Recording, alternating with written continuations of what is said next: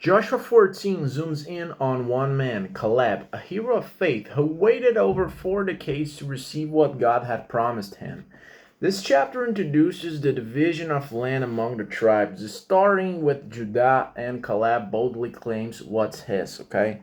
So first part of this chapter talks about land division begins. Land division begins, which encompasses verses 1 to 5. The land west of the Jordan is about to be divided among the 9.5 tribes.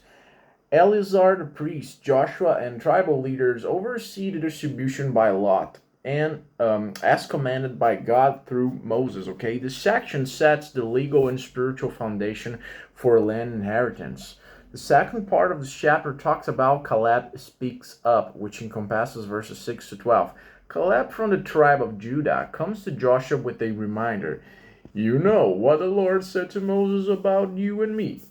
He recalls the event from Numbers 13 to 14 when he and Joshua were the only two spies who trust God to conquer the land, okay?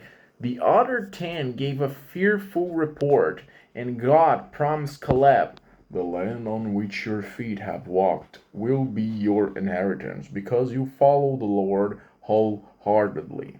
Now Caleb says, I'm 85 years old today and I'm still as strong as I was. Now, give me this hill country, okay?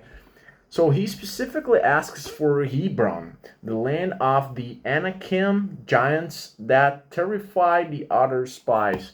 Caleb doesn't ask for comfort, he asks for a challenge. So the third part of this chapter is Joshua grants his requests, which encompasses verses 13 to 15. Joshua blesses Caleb and gives him Hebron. The land had been named Kiriath Arba after a giant. Now it becomes Caleb's inheritance. The text ends with, Then the land had rest from war. Okay, so key lessons from Joshua 14. God promises take time, but they are sure. Caleb waited 45 years and God kept his word. Second, be bold in asking for what God promised. Caleb didn't shrink back. He claimed what was his by faith. Third, age doesn't limit God's purpose.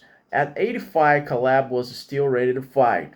Fourth, faith looks for mountains, not comfort zones. Caleb asked for the land of giants, not the easy plains. Fifth lesson, spiritual legacy lasts. Hebron becomes a significant city in Israel, a symbol of bold, patient, God honored faith. Okay, so Joshua 14 is about faith that endures the long wait. Caleb stood out among his generation not just because of what he believed, but because he never stopped believing, even when the promise seemed distant. Okay, I wholly follow the Lord my God. This is Caleb, which encompasses verses 8, 9, and 14, okay? So don't forget to hit the like button and subscribe to this channel, and I see you in the next one.